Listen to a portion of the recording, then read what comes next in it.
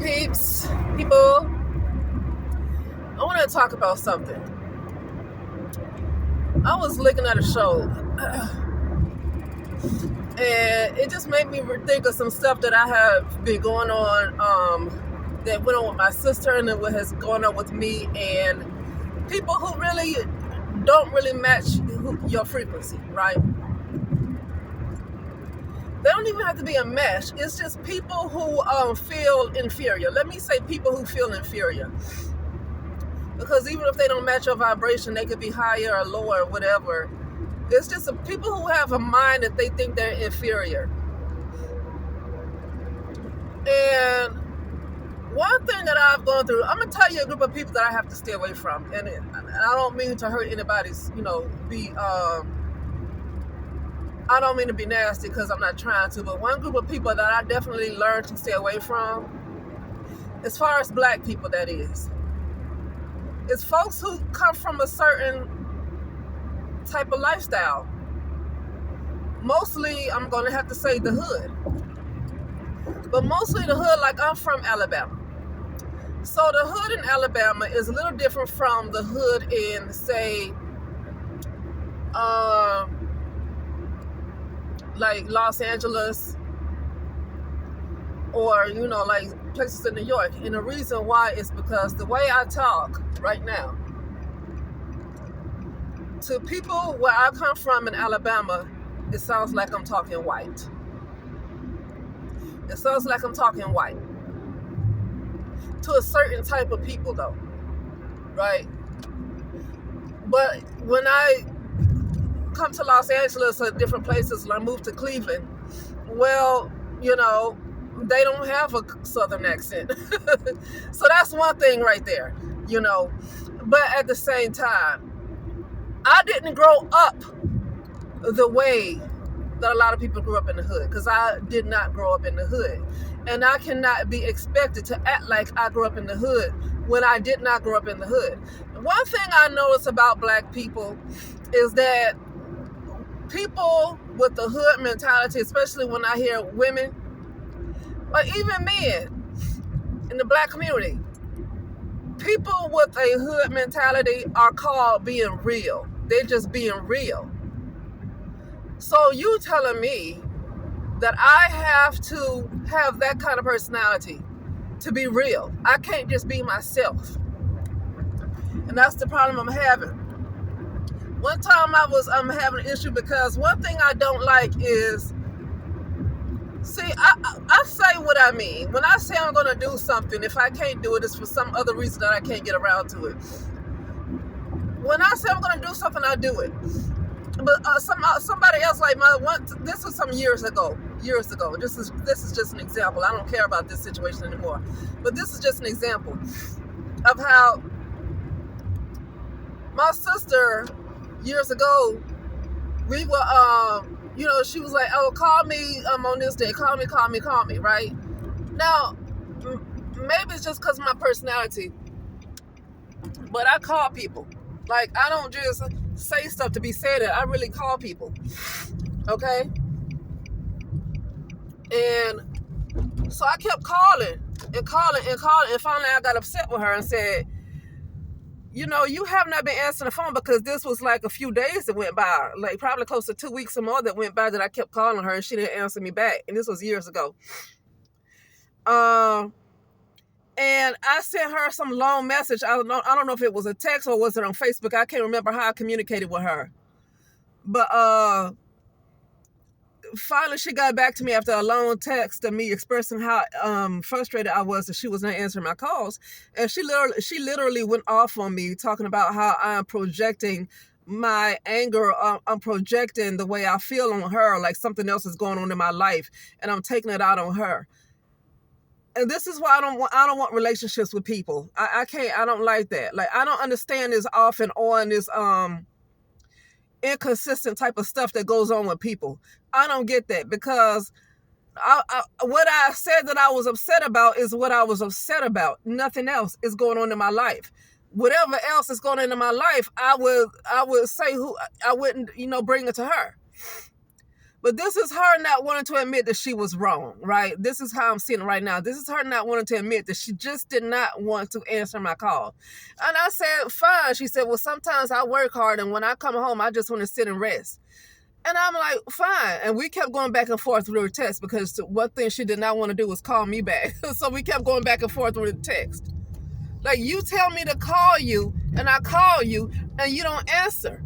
This is the issue I'm having. I don't know, maybe that's not a big deal to her. And so she made up some stuff. She made up some stuff about, hold on a second, I'm driving here. I'm just in the process of parking. She made up some stuff about, the Cracker Barrel has like some of my favorite snacks. I'm at Cracker Barrel, some snacks. It's this stuff called brownie brittle that they sell in Cracker Barrel that I just love. But anyway, so then she starts to talk about how when she came to visit me, this is when I was still living down south, and she came to visit. No. I came to visit down south, and I was at my brother's house in Atlanta. Or was it my mother's? I was at my mother's house in Atlanta. My brother wasn't there. I was at my mother's house in Atlanta, and I was upstairs, and she decided to drive down and see me in Atlanta from Montgomery, because she felt like I'm always coming to see her, right? I'm always coming to see her. So she felt like, let me come to Atlanta to see you. And so she bring up some stuff about, I felt like you were acting like you were better than me. I felt like you were looking down on me. I felt like this is what I'm talking about right here. I said, to tell me what I said to make you feel like I was looking down on you. Please tell me what I said. I just felt like that. I said, here we go. See, this is the stuff that I went through in high school. It's just a certain type of people you just cannot deal with, because you cannot make them happy. You cannot make them happy. Okay? She can't tell me nothing that I said to make her feel like she was less than. She can't tell me one word that I said, or couldn't tell me, because I'm not asking her today. I don't care today. This is just an example of how some people you just do not, you can't be around, right? Because they will always have a problem with who you are. They will always have a problem with who you are, and you can't be anybody but yourself. And so it's just not going to work out. You know, and so I was like, what did I say? What did I say? The way you looking at me, look at you how? Look at you how? I said, see, now I can't, I don't like walking on eggshells for nobody, because you already said that I come see you all the time. And so you might as well come to Atlanta for once to see me, because I'm always coming to see you. The fact that I'm always making my way to see her far more than she sees me goes to show that I don't think I'm better than her. I don't think I'm beneath her, because the last thing I would want to do is waste my time to go and see her. So that's bullshit.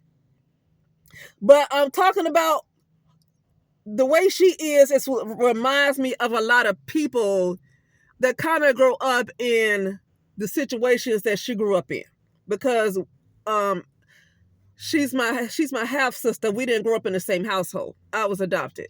I was adopted in the family, but I was adopted to a group of people that's not related to her, though, because we have two different fathers. And so I was adopted into my father, my biological father, which is not her father. I was adopted into his family when he went off to prison. His sister and her husband adopted me, and, you know, we were financially well off, even though some other pretty much bad stuff went on in that house. For the most part, financially, things were okay, but the stuff that I went through, I would rather probably grow up bad financially and then have a mind to know how to make money than to go through what I went through, you know, and not have your mind. You know, that's one thing is good to have is your mind, okay? But anyway, to get off of that, I grew up financially okay, financially well, not just okay, well, okay? And she didn't.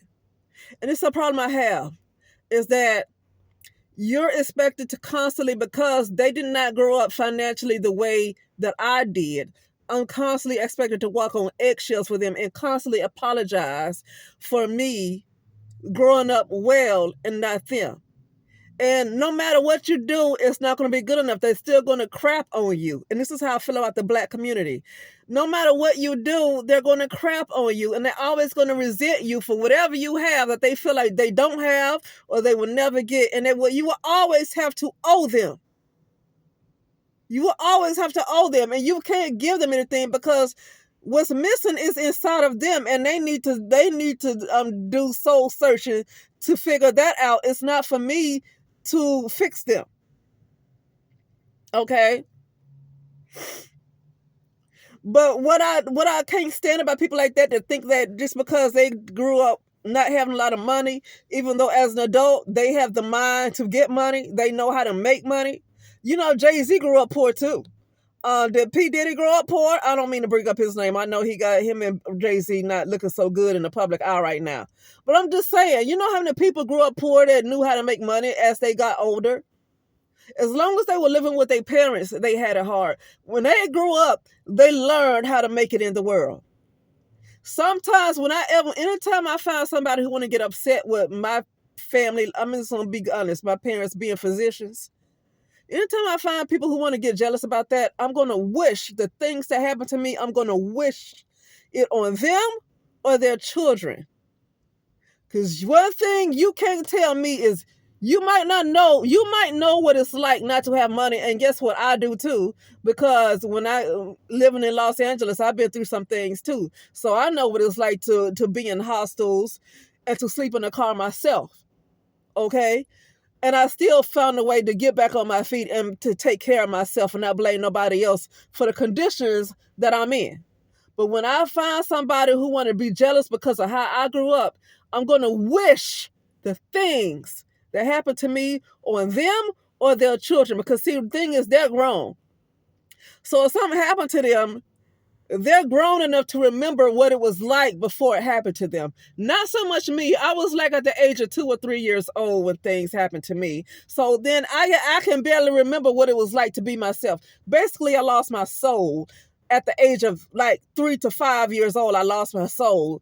And by the age of 11, I was like completely dead, meaning that something else was occupying my body. My soul was no longer there.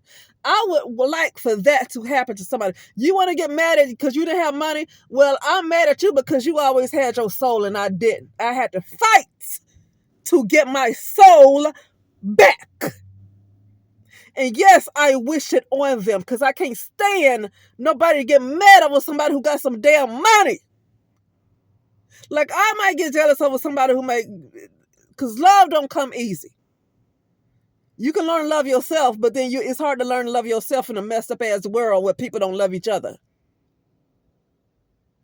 Because you learn to love yourself, but then you go up into a damn society where people are individualistic, divisive, and don't love each other. So by the time you get home, you got to meditate and love yourself again. Because once you get back in the world, people don't love each other. Okay? So yeah, so maybe if you see love in my life and it's something that was you void of, okay, love is hard. Even when it comes to loving yourself, that can be hard because you're in a very egotistical type of world. You're in an egotistical world where that takes work. I ain't gonna lie. Especially when you grow up with parents who didn't know how to love you. That's hard because you got to figure out what love is.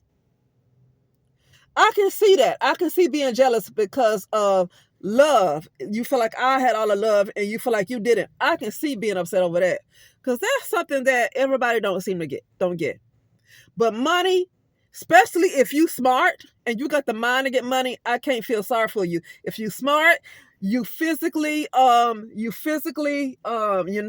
have any physical disabilities and you're smart, right? It's just only a matter of the person getting rid of the mental blocks, but everybody got mental blocks somewhere. But I can't because one thing about it is you can work on how to get money, but to get your soul back after you've pretty much been killed, spiritually killed, that's a hard work.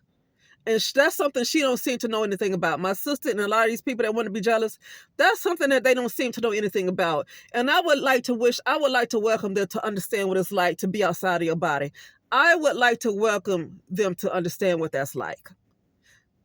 Okay? But anyway, yeah, so no, I'm about to go. But yeah, sometimes people just don't match. You can't make certain people happy. They want to constantly be upset about how you grew up, like if they feel like you had it better, and they feel like you had it better than they did, and it's like you try to do everything to let them know that you don't think you're better, but it's nothing that you can do that's right. Fuck them. Fuck them. You don't owe them shit. You don't owe them shit. You don't have anything to do. I'm not blaming anybody else for me losing my soul and the things that happened to me as a child. I haven't blamed anybody. Matter of fact, I haven't even gotten jealous of anybody. I did the work to get myself back. But these people who want to fuss about how they didn't grow up with a silver spoon in their mouth, they're not even doing the work right now to get money. Do the work right now as a grown adult to get some damn money. Because I promise you it's harder to get your soul back. Okay? But anyway, with that being said, I'll talk to you later.